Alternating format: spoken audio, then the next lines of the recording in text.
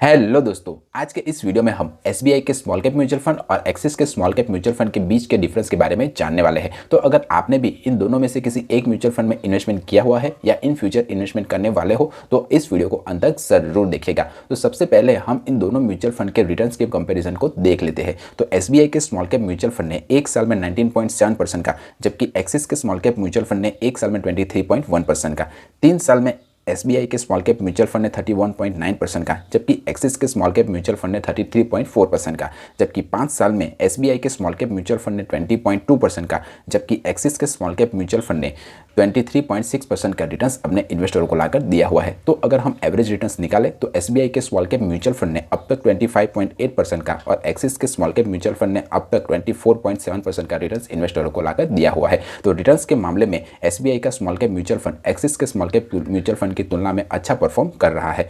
अब अगर आप इन दोनों म्यूचुअल फंड में अपनी एसआईपी को स्टार्ट करवाना चाहते हो तो एसबीआई के स्मॉल कैप म्यूचुअल फंड में आप मात्र 500 रुपये की एसआईपी से स्टार्ट कर सकते हो, जबकि आप एक्सिस के स्मॉल कैप म्यूचुअल फंड में 100 रुपये की एसआईपी से भी आप अपनी इन्वेस्टमेंट को स्टार्ट कर सकते हो।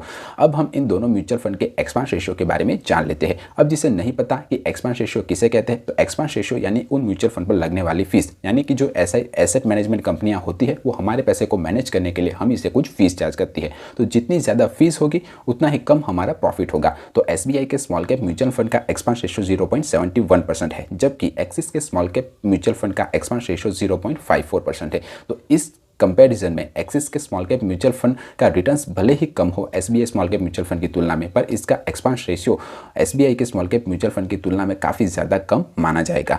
अब इन दोनों म्यूचुअल फंड ने जिन जिन कंपनियों में निवेश किया हुआ है उनके बारे में हम जान लेते हैं। तो एसबीआई के स्मॉल कैप म्यूचुअल फंड ने इन्वेस्टरों के पैसे को blue star company, CMS infosystem, कार्बोडियम यूनिस फंड और कल्पतरु प्रोजेक्ट जैसी कंपनियों में इन्वेस्टरों के पैसे को निवेश किया हुआ है, जबकि एक्सिस के स्मॉल कैप म्यूचुअल फंड ने Narayana Hrudayalaya, Cholamandalam financial limited, Brigade enterprise और ब्रीफलास्टोसॉफ्ट लिमिटेड जैसी कंपनियों में इन्वेस्टरों के पैसे को निवेश किया हुआ है। अब आपने भी इन दोनों म्यूचुअल फंड में अगर निवेश किया हुआ है तो मुझे कमेंट करके बताइए कि ये दोनों म्यूचुअल फंड कैसा परफॉर्म कर रहा है। अगर इन फ्यूचर आप इन दोनों म्यूचुअल फंड में से किसी एक म्यूचुअल फंड में निवेश करने के बारे में सोच रहे हो तो किस म्यूचुअल फंड में आप निवेश करोगे वो भी मुझे कमेंट कीजिए। अगर मेरी माने तो मैं एक्सिस के स्मॉल कैप म्यूचुअल फंड में इन्वेस्टमेंट करने के बारे में सोचूंगा, क्योंकि हम इसमें स्मॉल एसआईपी से स्टार्ट भी कर सकते हैं और इसका एक्सपेंस रेशियो भी कम है कंपैरेटिवली एसबीआई स्मॉल कैप की तुलना में। भले इसमें रिटर्न्स थोड़े कम है एसबीआई के स्मॉल कैप म्यूचुअल फंड की तुलना में। वीडियो पसंद आया है, वीडियो इन्फॉर्मेटिव लगा है तो इस वीडियो को लाइक कीजिए, चैनल को सब्सक्राइब कीजिए। मिलते हैं अगले वीडियो में, तब तक के लिए बाय बाय।